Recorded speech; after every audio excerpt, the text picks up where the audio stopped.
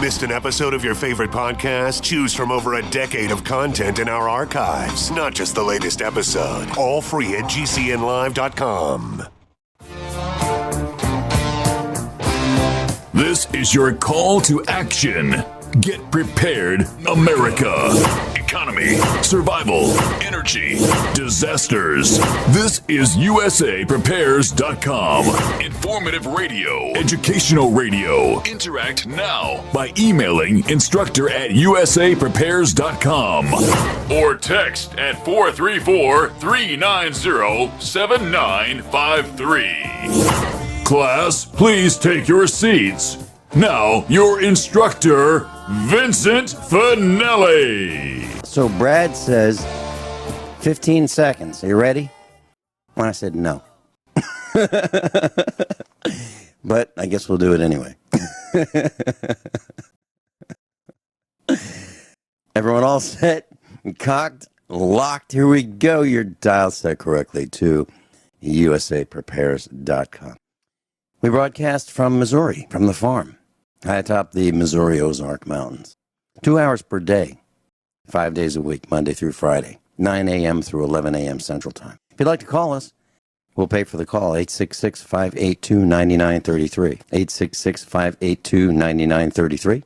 Telephone listen line, 24/7, 605-477-3249, 605-477-3249. And that's up 24 hours a day. And what it is, it's an endless loop. And it plays today's broadcast live.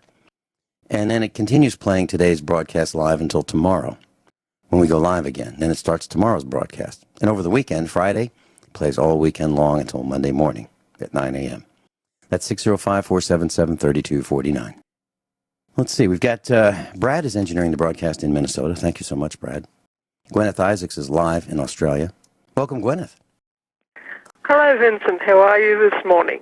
Very well. Guineith, thanks for calling in and staying up late. You know, I was thinking, Missouri is the show me state. And that's what it says on our license plates. Show me state. At first I thought, why would it say the show me state? I thought, well, maybe we just don't get it. Maybe if someone tells us, we go, yeah, I hear you, but I don't get it. So we show them. But that's not. You got to show. It's not. Yeah. It's not. I don't think that's it. I think it's because there's so much dishonesty here in Missouri, starting with those. You got to prove something before anyone will believe it. Yeah. Because people are going to tell stories there. Yeah, I think that's it. And I think it started with those who arrived here to steal land from the Native Americans, and they would register for a claim, and then they would jump each other's claims and steal each other's claims. Yep. So I think it started way back, when the land was settled. The President James Buchanan land grant. I think that's why we're called the Show Me State, because we're so many people are dishonest. Everybody that you're actually honest. Yeah, and I was talking with a number of our instructors, and I was talking about Springfield, Missouri. And, it's about an hour away from the farm in terms of drive time. And I really don't like doing business in Springfield, Missouri. And the reason I don't is because it's so expensive.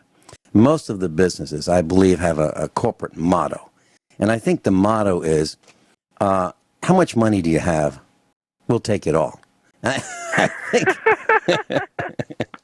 I think that's how they price their wares. I really do. It's so expensive in Springfield, Missouri, but the problem is it's catching on elsewhere. But really, Springfield, Missouri is pretty expensive in terms of buying things. So I try not to buy things there. And sales tax, 8% or more. That's a lot. And you would think that there'd be a revolt. People would be annoyed with having to pay a fine. You can call it a fine, you can call it a tax, you can call it whatever you want, in order to purchase something from someone else. Why do we have to pay the government in order to buy something? I mean, there's so many tax on tax on tax on tax on taxes. Why do we have to pay all these taxes? And then yet we seem to keep re-electing the same thugs that have brought us this morass. You know, why do we allow this?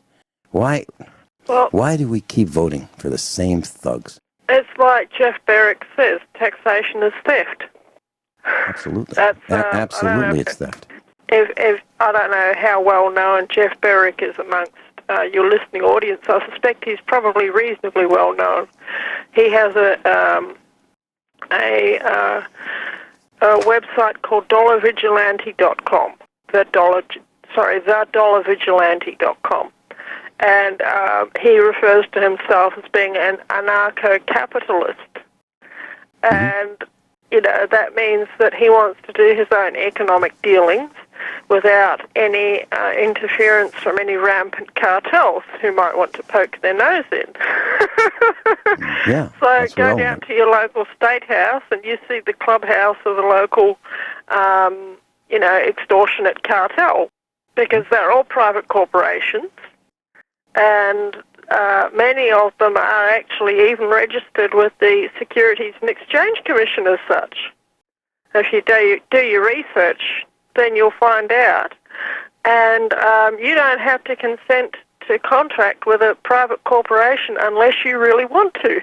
It's as ridiculous as Walmart telling you that you must buy stuff from them. Well, yeah, a lot of people do buy stuff from Walmart because now they don't have any choice because all the mom and pops have been shut down. But, you can still choose not to buy anything from them at all, you know. But the state governments, so-called, they tie people up so full of bureaucracy, it's just absolutely ridiculous. And here in Australia, for whatever reason, we seem to excel at government bureaucry. It's just really sad, actually. You know, it might seem as if I'm laughing, but it's the laughing of the oh no face plant variety. You know what I mean? That's how it is.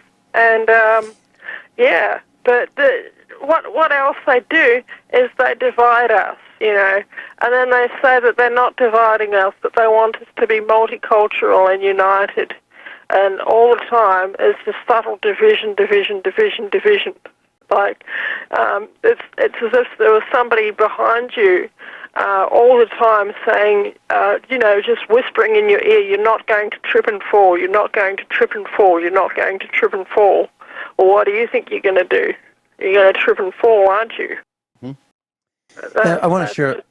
I want to share a story with you, and we need to resist. We really need to resist when things are dishonest and things are promised to us, and they're not delivered upon.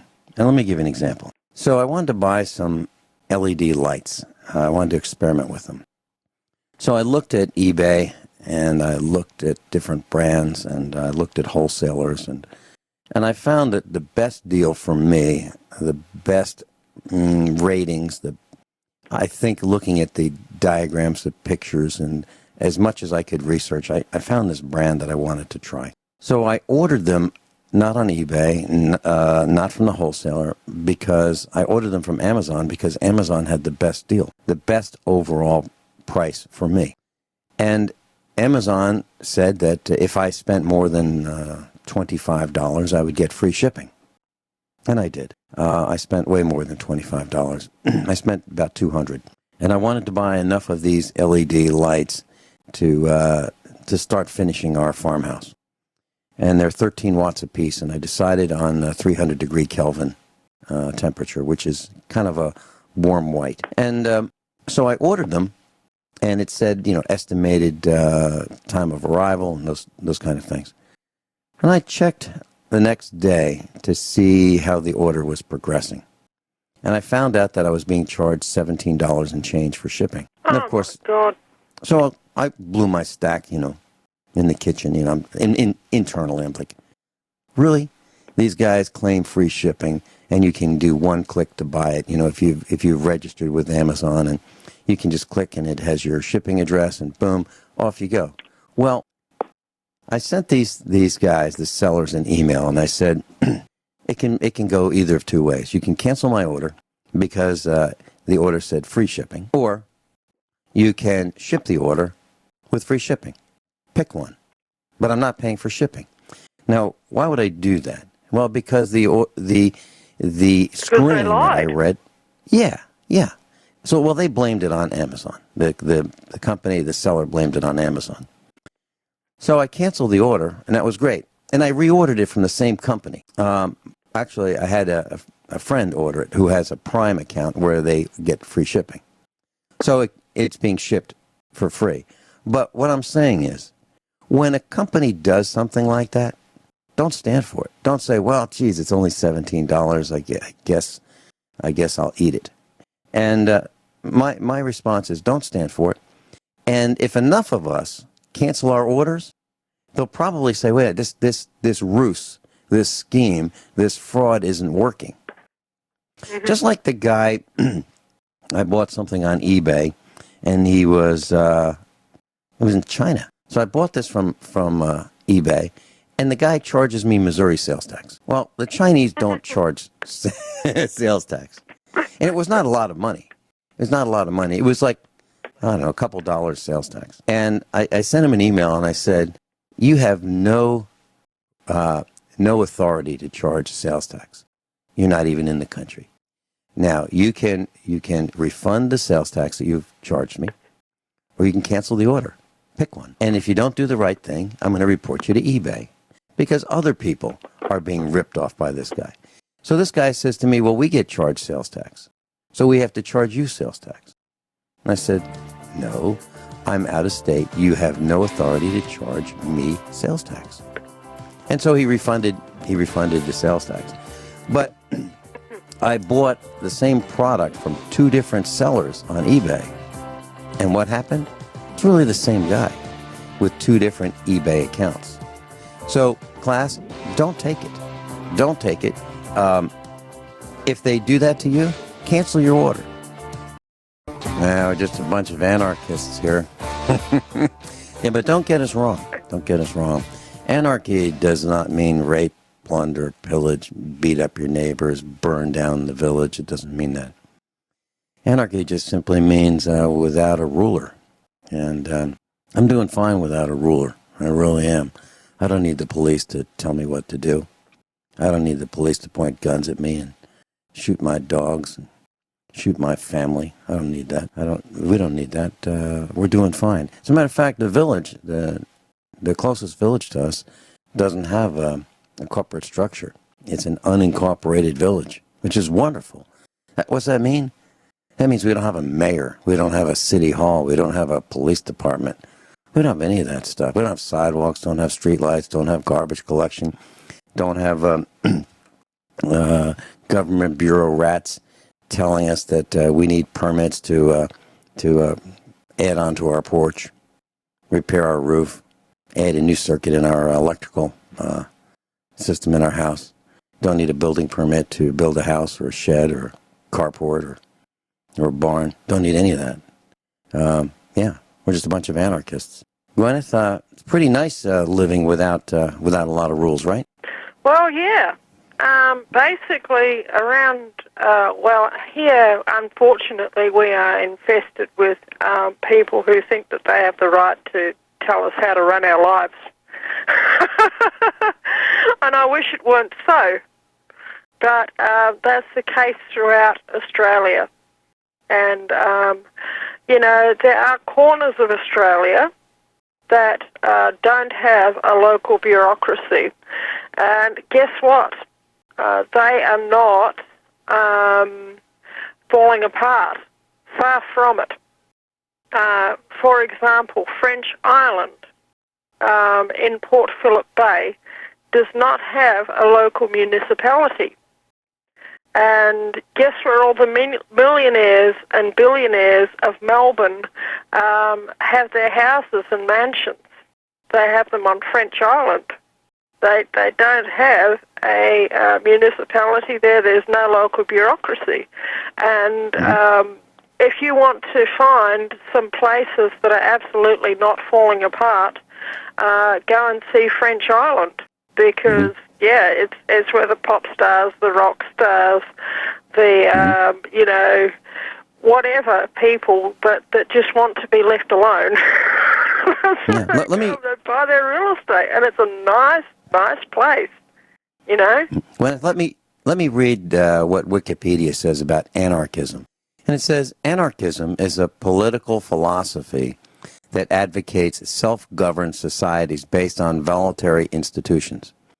These are often described as stateless societies, although several authors have defined them more specifically as institutions based on non-hierarchical free associations. Anarchism holds the state to be undesirable, unnecessary, and harmful. Okay? Yes. It says anarchism specifically entails opposing authority or a hierarchical organization in the conduct of human relations, including but not limited to the state system. Now, let me read what another definition of anarchy is. Completely different. It says anarchy, it's a noun, a state of disorder due to absence of non-recognition of authority, lawlessness, There's no disorder. revolution, lawlessness, revolution, insurrection, disorder, chaos, mayhem, turmoil. That's another definition. Well, that's not the definition we use. We like the one which really means just leave us alone. Just leave us alone. We'll be okay. Yeah. We don't need your help. And what was that in that movie Independence Day? The guy says that the scariest words you'll ever hear, we are from the government and we're here to help you. Right. That's true. True. Just if you want to experience that, to just get yourself audited. I mean, and you'll see how much help they provide. And I said I was at the breakfast table this morning, and I was talking about who would want to have a cop ask them questions. Who would want that? Some cop says, "All right, Don't answer them. Where were you? Who were you seeing? Can you prove it? Really? Plead the fifth. I'm not interested in dealing with them. Just So you work for cartel and I'm pleading the fifth. Gwyneth Isaacs is with us. David in Illinois, you're on with Gwyneth Isaacs in Australia. Welcome. Yeah. How you doing? I heard you talking about state, and you were also talking about police, but with my father, I was able to get to work for the state of Illinois for a short time, and the amount of corruption I seen there was just, they actually labeled me a whistleblower because I was able to, it took me a couple years to finally get out where they went to court about what they were doing there at the state facility. They were feeding kids, rancid food and covering up assaults, but they actually put up brand new elevators and air conditioning in all these buildings. Right when they got it done, they tore it all down. Yeah, I've wondered about things like that. Like you see them put in a brand new road. Well, what I should say is they would resurface the road. They'd make it pretty good, and then they would trench across that brand new road that they put in to put in a culvert or something like that, or to run some wire that they didn't think of. How is it possible that these projects don't communicate upward and downward within the projects? And I remember being a consultant for a school district, and I would look at what we were doing, what we were going to do, and what we were going to do after we did that, and to make sure that we didn't do things 2 and 3 times. We just do them right the first time. And that's what you're talking about. You're talking about government bureaucracy, government waste, government compartmentalization, where government entities don't talk to each other. It's an outrage. And it's our money. It drove me nuts. About the kids getting assaulted and fed food, I tried to go to my dad about it because he was a well-known person in Chicago. And he's like, I'm not going to have a son of mine be a whistleblower, And I'm like, because I had to ride around in a squad car with him. He forced me to since I was 7 years old. So, and if he wasn't doing that, the hospital was covering up from him, putting me in the hospital all the time and doing stuff to me. So, the amount of corruption I seen just with the police in that squad car was just shocking. You know. Well, why don't you tell us? Why don't you be specific? Tell us a little bit about it. What did you say? Who did what? Okay, right. They would, for example, this profiling. They use the Caucasian word on the radio or the other word for black people, and I asked them, what does that mean? And they said, well, that's what tells us which one's a criminal. One means criminal and one means doesn't. And I never ever seen them stop a white person, which I'm not racist. I don't really care. But I didn't know that, you know, in this confiscating stuff, they would confiscate stuff from people all the time, and they would stop each other and say, I got this, and they would take it home, you know. And even my friends would see this stuff. My friends were terrified of him because of the badge.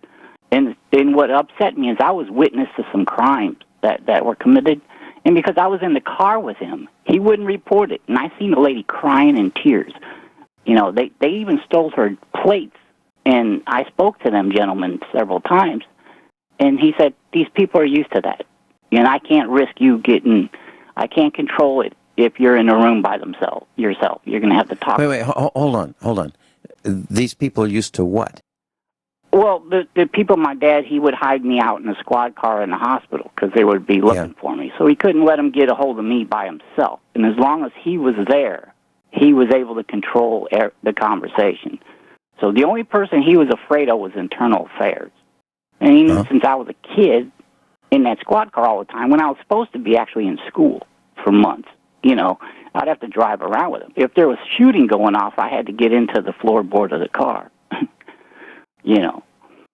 And are you saying that your dad put you in the squad car and kept you out of school? What would be the reason for that? Handcuffs were my babysitter. So Child and Family Services were going to take me away because they knew something was going on. So he used his pull as a police to pull me get me out of there, and then he would check me into the hospital where he worked at, you know, as a police officer, and he would let them do surgeries on me. And then when I wasn't in the hospital while they were hiding me out there, I would have to ride around with him in his squad car. So in second grade alone, I only went to school for 2 months. Probably 2 months, you know, about 2 months. And I think all through school, K through 12, I went to school for 3 full school years. You know, and they knew about it. You know, they wrote it in my records of what they did. So Child Protective Services wanted to get you away from your dad, and your dad would handcuff you to keep you from straying, and would put you in the back of a squad car to keep you riding around and hide you out from Child Protective Services. Is that what you're saying? Right. And then when he would check out, I can actually tell you how they actually put the handguns in the drawers when they locked in and checked them out, because they would let me put the bullets out of the handguns and put the handguns in there, and they let me answer the emergency phones when people would call in, you know. And how old were you? I mean, I started out at 7. Wow, I even had the sores. amazing. I even had the sores around my ankles from the handcuffs. And when they would put me in the hospital, they would wrap my ankles up to try to heal the sores. You know. Did you ever see your dad do things to people that you thought were over the top, oppressive, violent, illegal? Oh yes. I mean, you know, they talk about these police officers going in the rages and things. He would actually go in the rages and destroy places. And they would just take him away at the hospital for a week or two and leave me there by myself to fend for myself. And then they would let him come back home after he got okay and let him back out on the street. So, I mean, are you saying that you saw your dad as a person who was extremely violent? he was so violent, my friends were even afraid of him. Like the kids that I knew. They were terrified of him. Was he different from other?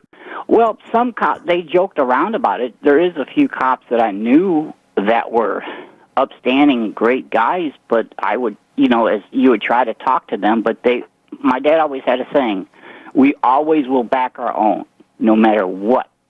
So he said, if you want to be put in the hospital with a feeding tube the next time, you'll shut your mouth.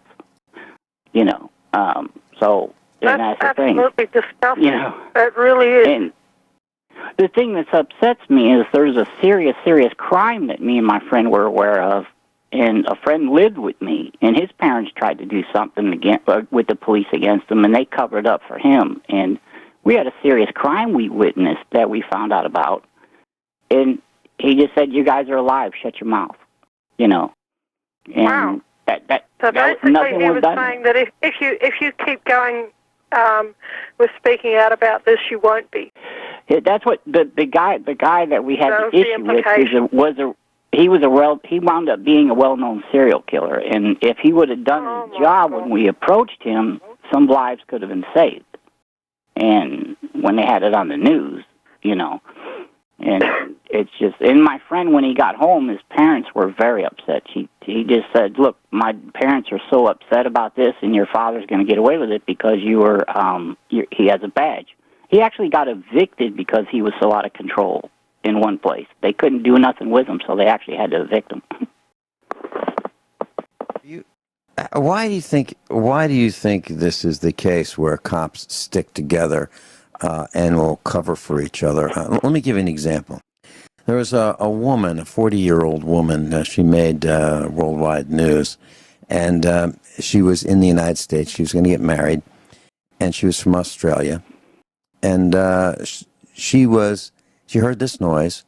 She called the cops to report this, something going on. The cops show up, and two cops in a car. One of them shoots her through the door of the police car. Both cops were in the car, and she was approaching the police car saying, "I'm the one who called you." And then she got shot through the door by this cop. Now, the other cop in the car did not pull his gun and put it to the head of the cop who just murdered this woman and said, he didn't say, "You're under arrest for murder." Didn't handcuff him. Didn't do that. It's like the blue plague that we talk about. Here we have one cop actually murders a person in cold blood, and the other cop doesn't arrest the bad cop. So why do you think that is? Yeah, why is that? First of all, it's a power thing. That badge, they would say, "This gives me the power to do anything," and that's exactly a quote from when I was little all the time. They'd say. The second thing is, I understand kind of in some ways what they do, and why also I think it's wrong.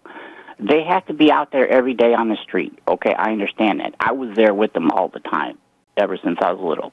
It's a very tenuous, strenuous thing you'd never know, but they got to know they got to rely on that guy. So he always would tell me there's 15% of us that are bad. The other good guys are good guys, and they don't want to rock the boat. They want to know even that bad guy is going to protect him when he has to. So they're never going to narc on each other. You'll be surprised if, I bet you that cop in Minnesota, they came out and gave brief statement. They didn't talk to him ahead of time. You won't see them out there talking about it again. They will not narc on themselves. Here's what he said. Here's what this cop said.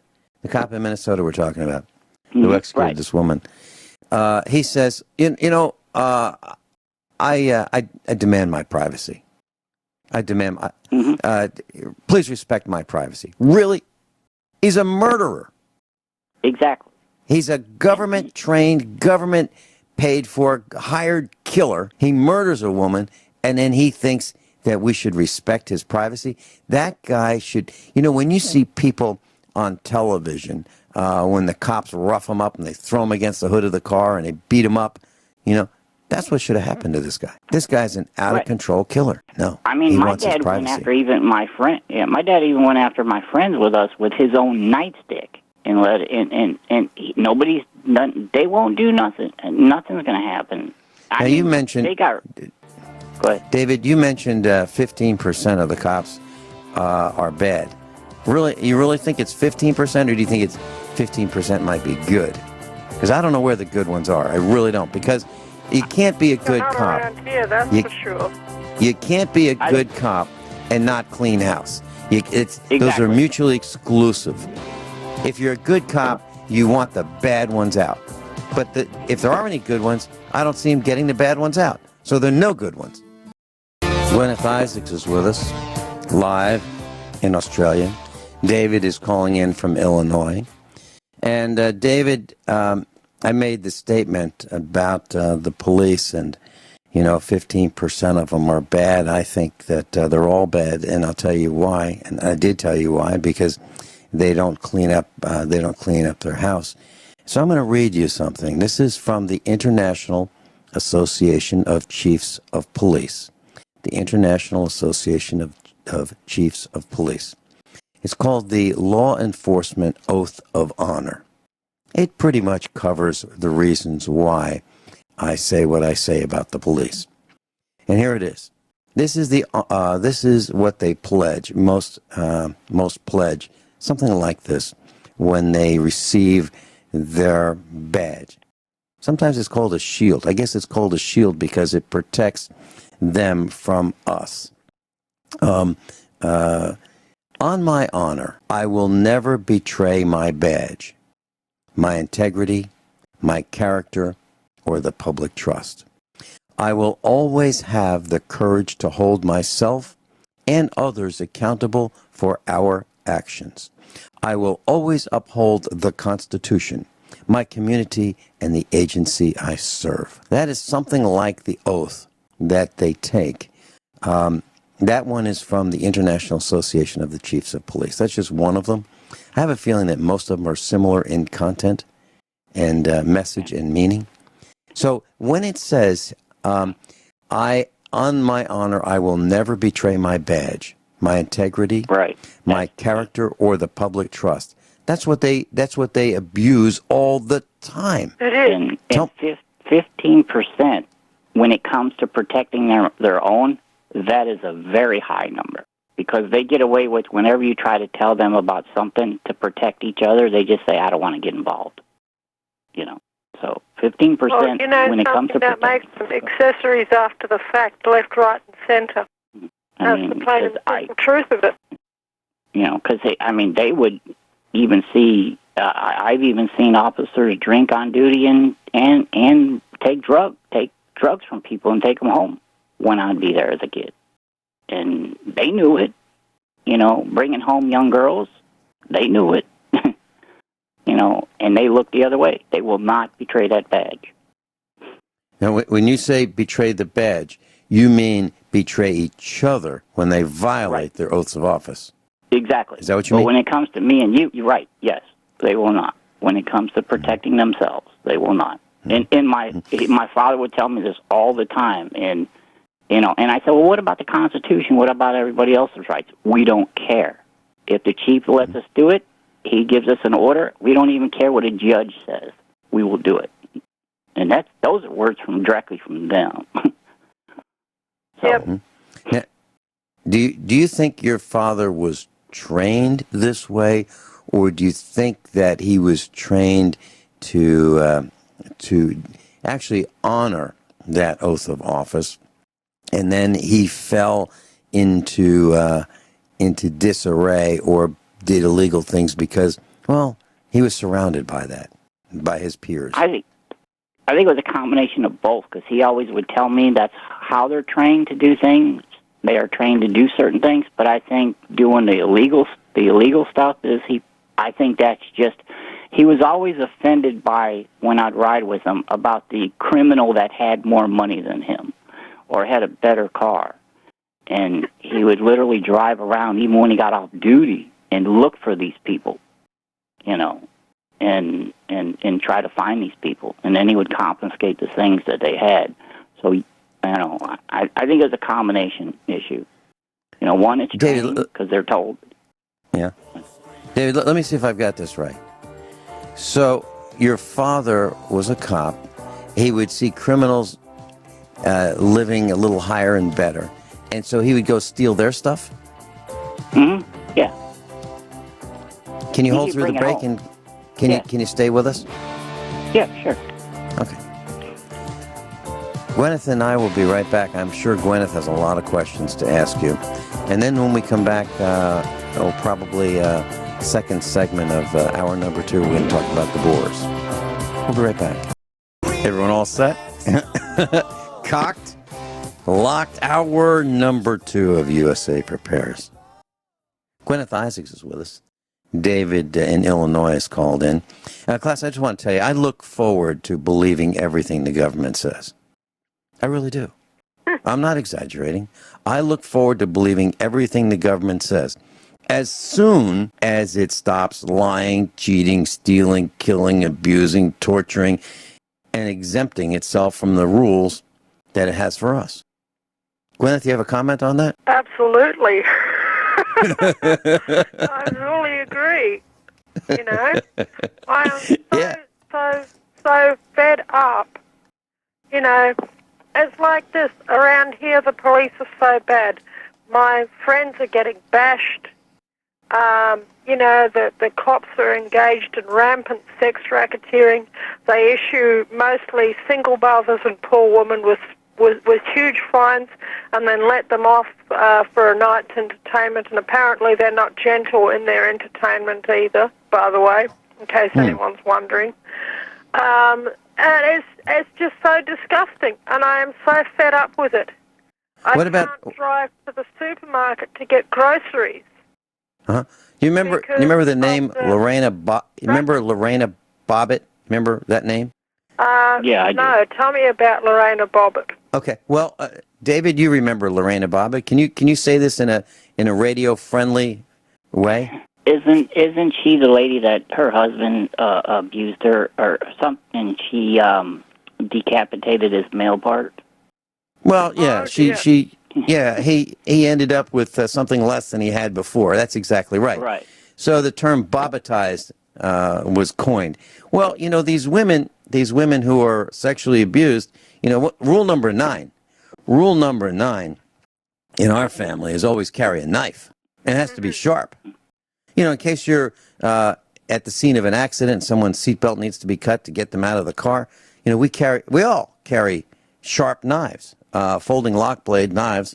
All of us, Mrs. Finelli, every single member of our family is required to carry a sharp lock blade knife all the time. We're farmers. That's what we do.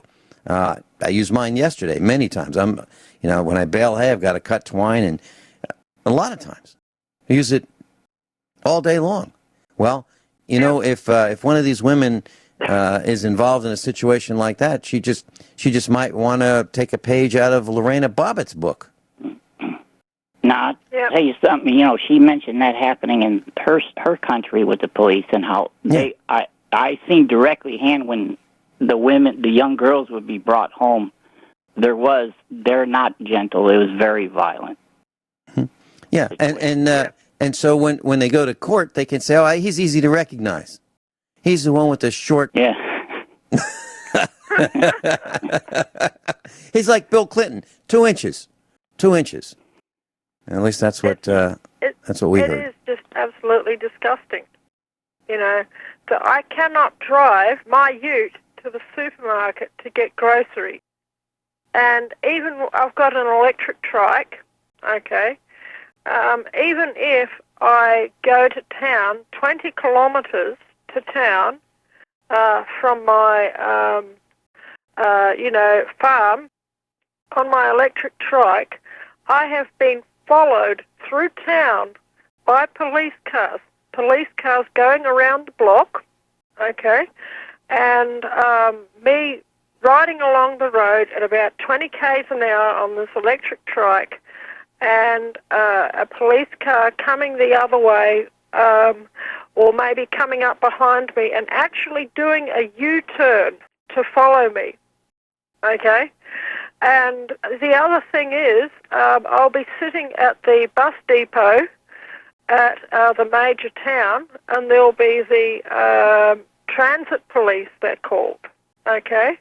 They'll walk backwards and forwards and backwards and forwards and backwards and forwards behind me. And I know when that happens, I can be sure that there will be a police car waiting in the dark when I get off the bus at my destination, at the small town that is just outside, you know, that's 20 kilometres away from us. It's just absolutely disgusting. And they really, really hate me because I do exactly what I'm doing now. I am not silent about it. I speak out. And if anyone's in the same situation, You need to speak out. You need to expose these people for what they do. I don't promote violence, but I do say you do have the right to defend yourself if you need to, because these people are criminals, but never, ever, ever throw the first blow. Okay? Yeah, and what I was saying about the knife is if these people are forcing you to perform sex for them under duress, and they are beating you up, and you need to defend yourself. They have never done it to me, but they have proposed it, and I turned them down. Good for you. Well, what I'm saying is, and Guineith, I'd love to hear your response. I'm saying that if these people are forcing women to have sex with them, and they're beating them up and they're rough on them, and they are in fear of their lives, that's when you pull out the knife. Mm-hmm. And defend yourself. And if you get shot, you're probably going to suffer much more anyway. Yeah, and then that's when your family comes in. That's when your family comes in and says, "Oh, you shot my mom. I remember you. I remember you." Yep. And then just fill in the blanks. That's right. Mm-hmm. Yep. Well, what's upsetting, like, to me, when, all the stuff that, my friends witnessed around, because they would be around me as a police officer, being around my dad all the time and the other cops, some of them actually came up with the ideas, gee, that's what I want to do when I grow up. I can get away with anything. Whoa. They want to beat people up, push them around, steal their property? The fact that they could do anything and get away with anything, and that's what bothered me. It's better than being in the mob, isn't it? Exactly. And when they would pull him over, he would put his holster in the window, and they would just let us go. They would just let us go. Those were terrifying rides, because he himself would say, if I ever got pulled in front of internal affairs, or they would have to go back over all my court cases because I was drunk all the time. And those were terrifying rides, to be in there with, and when they would just let them go. David, tell us something else that you've seen that maybe not necessarily with your dad, or maybe a story that you absolutely positively believe, or something you've seen firsthand that was of a crime that was committed by the police. Can you share that with us?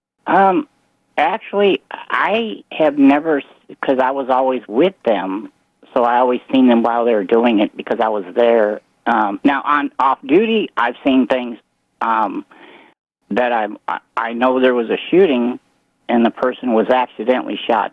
It was ruled an accidental shooting. Here's how much pull they have. It was ruled an accidental shooting. It was point-blank range by a .45 pistol. And my dad and him were worried they were going to take the fall for it. And it wound up they did get it ruled as an accidental shooting. Twice. By a .45. Now, was the person killed? No, they're in a wheelchair, from what I heard. Okay, so a cop shot somebody deliberately. This is what I'm hearing. Tell me if I'm wrong. A cop shot somebody deliberately, and it was ruled accidental. And they were intoxicated severely at the time. And my understanding is you cannot be intoxicated even at the least when you're on duty. No. And you can't be intoxicated at the least and have a firearm with you as a cop, even off duty. Is that correct? Right. Mm-hmm. And the thing is, the weapons in the city of Chicago, where these things took place a lot of the weapons, they had to lock them up when they'd be off duty, and they wouldn't, because the weapons that were brought up to our place when that shooting took place, there was all kinds of illegal weapons that we had to hide in our place for them, so they wouldn't find them. Do you believe that the cops plant drugs on? I know they do. Okay. And do they plant other evidence? I've only seen a few things done about the other stuff done, because some of them have a desire to have that on a record that they've caught things. Just as well as if they don't want the paperwork, or they don't want to have to worry about dealing with this individual if they think that individual's going to not give them enough credibility, they will let that case go, and then people suffer. I've seen that too. So, are you saying that there's kind of an encouragement at some level within the police department to arrest people, and that the cops do whatever they have to do to attain that level of, we'll call it, production? What I've seen, yes. From what I've seen. That's and I've been, what like I said, I've been a blind eye against really serious stuff. You know, I wasn't even supposed to be in that car. I wasn't supposed to be in that station. I wasn't supposed to be in the armory. I wasn't supposed to be anywhere around there. Mm-hmm. And yet, I was a little kid ever since, and I was told to shut up. If I didn't, I'd be checked in the hospital to have another study surgery. And so it was either ride there, shut my mouth, or get held down by the people at the hospital. So, David, let me ask you very quickly. Mm-hmm. The evidence room, okay? The confiscation of guns, do they just get given to their friends and sold for profit by the sheriff's department, by the police departments?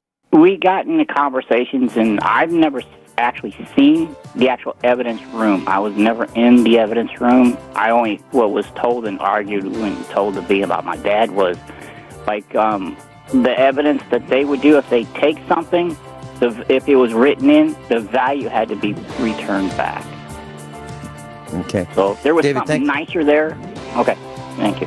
Yeah, thanks so much for calling in. I look forward to being on the air with you again and again. Thanks again.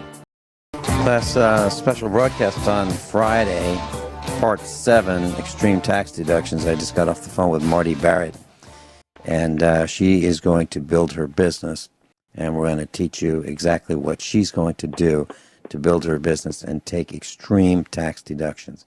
You can do the same thing. That's Friday, hour number 2. Guineith Isaacs is with us, and Guineith, the Boers.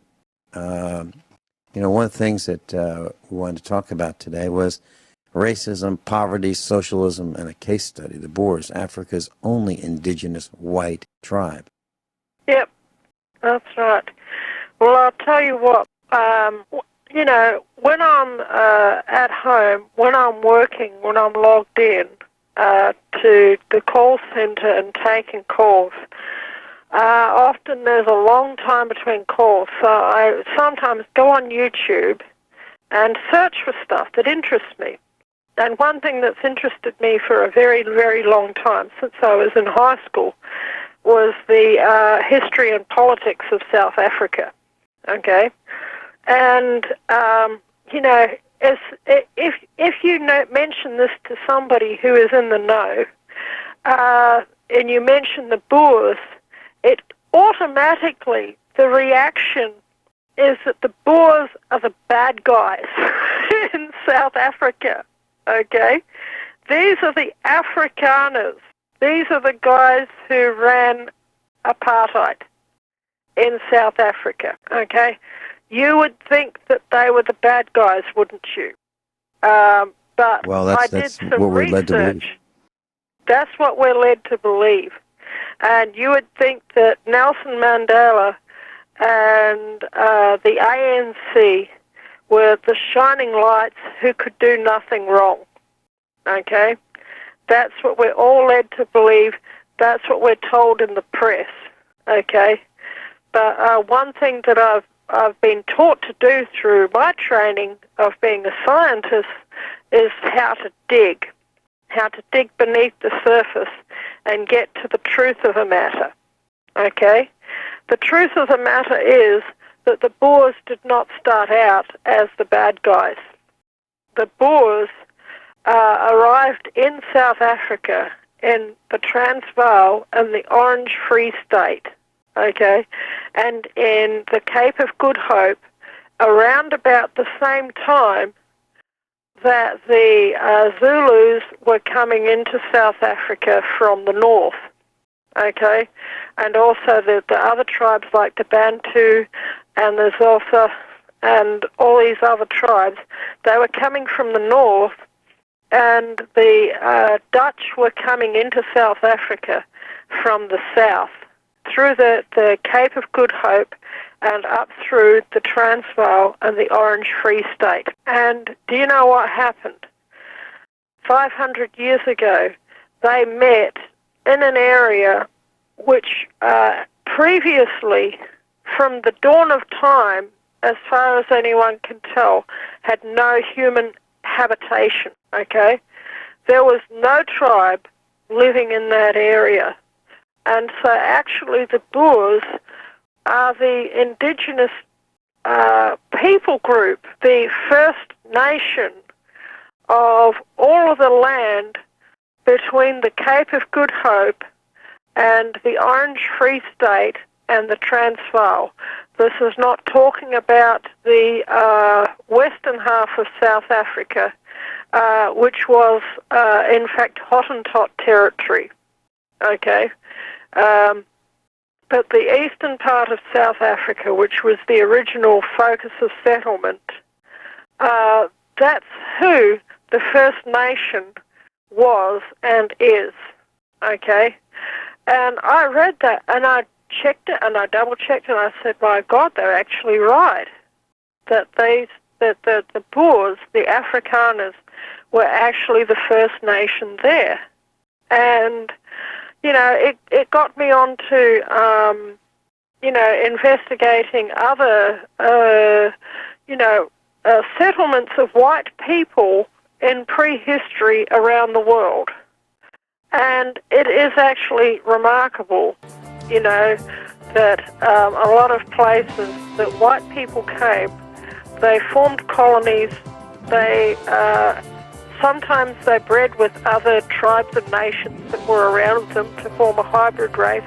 Other times they stayed pretty well blonde-haired and blue-eyed, or red-haired, brown-haired and green-eyed until 200 or 300 years ago. Hold that thought. They're living in poverty today. We'll be right back.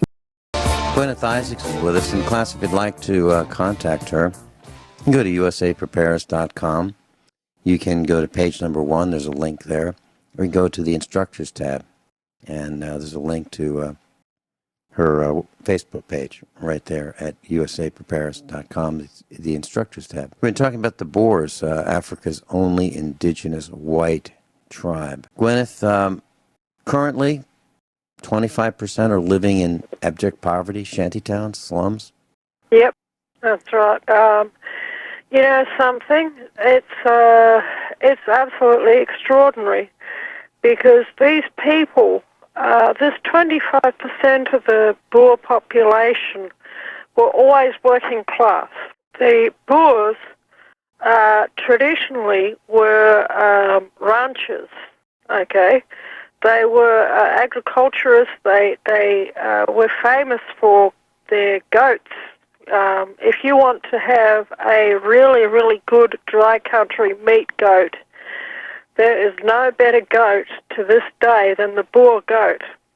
Okay, and they were bred by the Boers over 500 years by taking the goats that they brought with them from Holland and crossing them and stabilizing the line into with the native African goats and stabilizing them into one of the best meat goats that you will ever see. Okay, but the thing is, after the what happened about 100 years ago, the British, or probably about 120 years ago now, the British didn't care about the Boers, okay? They had their government in Cape Town and in Pretoria, but they didn't care about the Boers until they discovered that there was gold, silver and diamond in the Transvaal and the Orange Free State. Then suddenly they became very, very interested in the Boers. They discovered that. And as it turns out, gold, silver and diamonds were only the tip of the iceberg. There is every mineral that you could possibly imagine underneath the Boer homelands of the Transvaal and Orange Free State. Okay? And the British basically at that time initiated a program of genocide. Okay?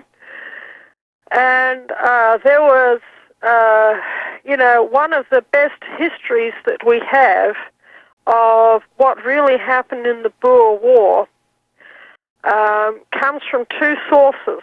One of them is a story that was broken by a particular fellow in a particular newspaper. This man, his name was called Keith Murdoch, and his newspaper was the Adelaide Advertiser in Australia.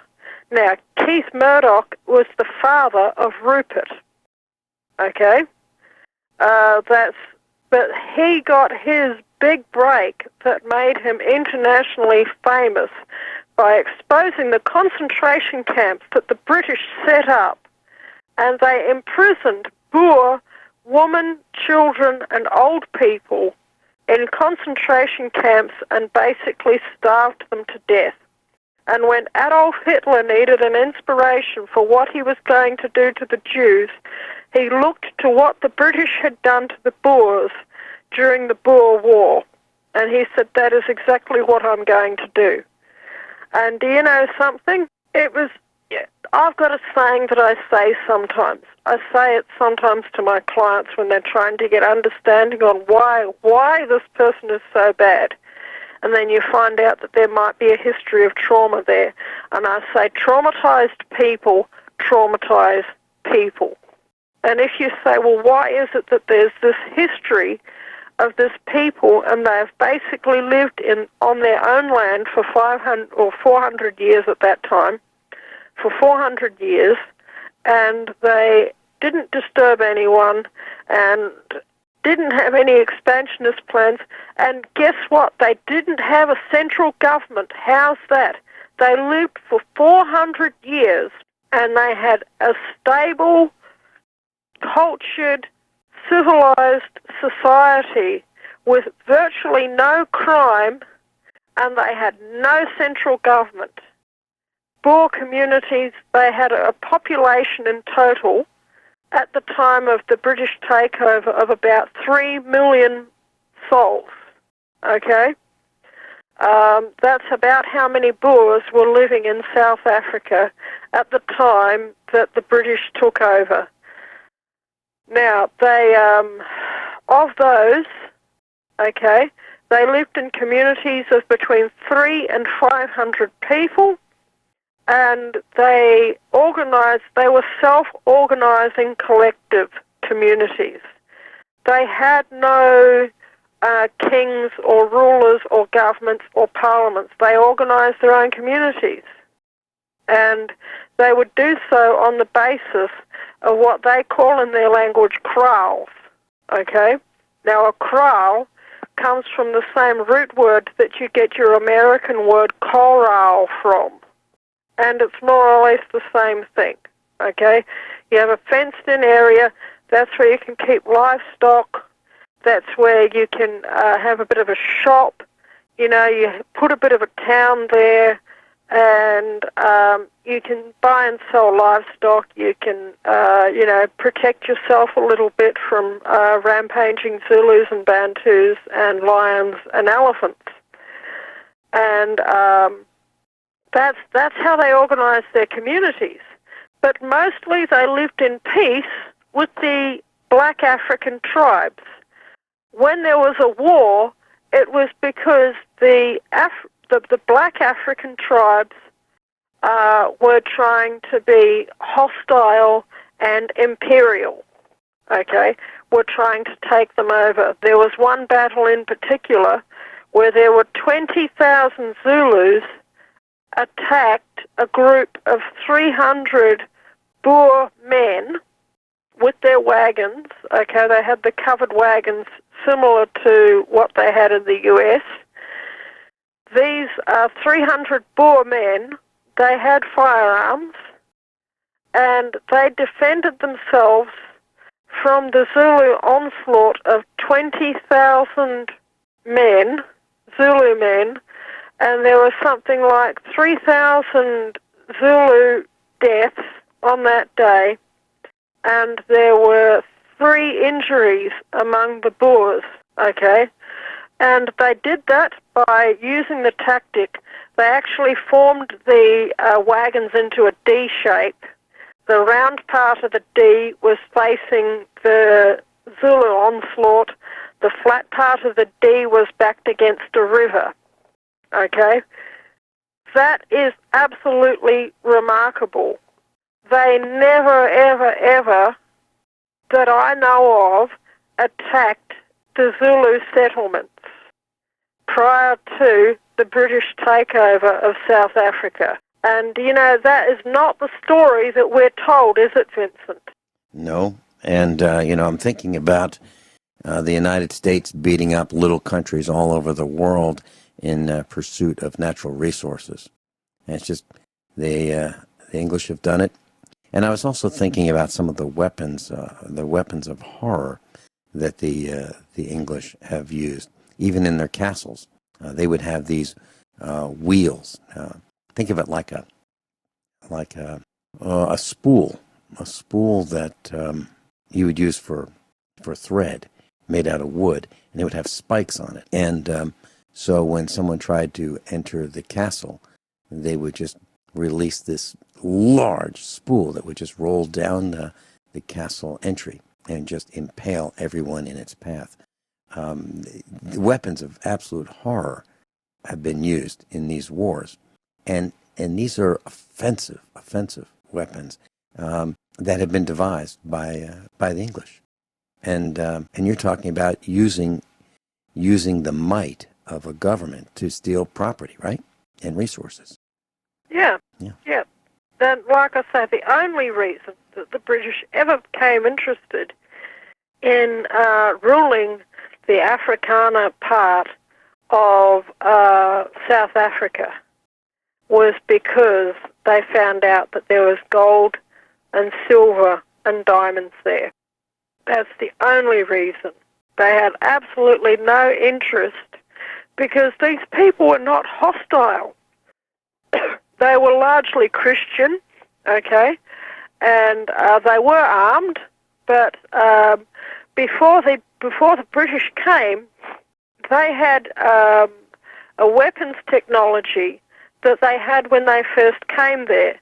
So they had muzzle-loading muskets, okay, and they made their own firearms, and they made their own gunpowder. They were more or less completely self-reliant, and they didn't bother anyone, and mostly because, you know, eventually the black African tribes figured it out that if they attacked the Boers, they were going to be slaughtered. Eventually they figured that out, and the attacks became fewer and fewer. And but like I say, that the Boers during the apartheid era did do the wrong thing. Okay, they absolutely did. And you're talking about police corruption. They would have to be in the top 5 most corrupt police forces ever.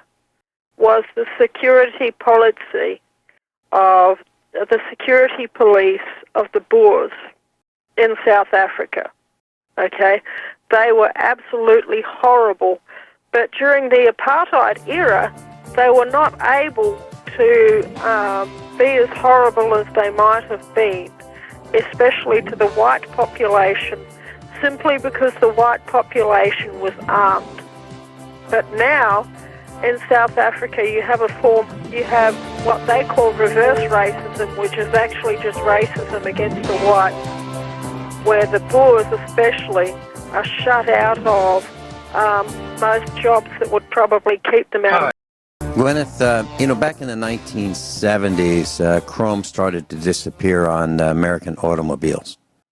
You know, during the 40s, 50s, 60s, there was plenty of chrome. And even before that, plenty of chrome on the bumpers of automobiles. And it started to disappear. And we have these new ugly, I don't even know what you call them, rubber stoppers on the front of automobiles. And where does chrome come from? Well, the leading producer of chromite ore is South Africa, the leading exporter, or the leading producer, I should say, of South Africa. So how important is it? Very important. And other important producers are Kazakhstan, Turkey, India, Finland, Albania, and Brazil. There are no chromite mines in the United States. And if you look at screwdrivers, the shafts of screwdrivers today, you will see them as well as other tools being manufactured without the chrome plating that we used to have on many of our tools. So chrome is really important, and you can see why it was of such interest. Bradley in Ontario, welcome. You're on with Guineith Isaacs. Hello there. Bradley, are you there? You guys? I'm here. Can you hear me? Yes, Hello. go ahead. Hi. Yeah, I was just calling in regards to the stealership topic yesterday you were talking about. Yeah. And really be able to shed a lot of light on that for you and how it really works behind the Go very quickly. counter. Go quickly. So it's basically, it's all about metrics. Your concern was with service advisors. That's why they don't really want anybody qualified in. It's all based off metrics. So every dealership basically has a metric. They want 1.6 hours of work per customer that comes in the door. So you want to make sure to sell them 1.6 hours of work, which translates, this is Canadian, to about $196 a visit. That's what the advisor's trying to achieve with each customer, because they're sales driven. They get paid by how much labor that's brought in. Mm-hmm. So what you're doing with that now is you're not building any loyalty to your customer, you're also not building any loyalty to your staff. And I'm a service manager. I've been doing this for a very long time, and I move around a lot because of very questionable business practices. Mm-hmm. I see a lot of what the technicians do. I'll give you an example of a Honda Pilot. Very, very good suspension. Last, no problems, never any recalls. So a vehicle will come in at about, we'll say, 30,000 kilometers, a couple of years old. And the tech, if he gets paid retail on that job, there's no warranty on the vehicle, he will get paid 6.5 hours to change that tie rod, following Honda protocol of actually dropping the subframe, which would account for that time. But really, you don't have to drop the subframe. You can just change the inner tie rod. It literally takes you 25 minutes. Yeah. Technicians get paid by the hour. They get paid $31 an hour, but it's not really hourly. It's by the job. So if you come in and you get your timing belt replaced, it pays the technician 6 hours. It doesn't take him 6 hours. It literally takes 40 minutes. He just made 6 times $31 in 30 minutes. Mm-hmm. So that's where you're running into really building a loyalty to your customer base. Another big thing.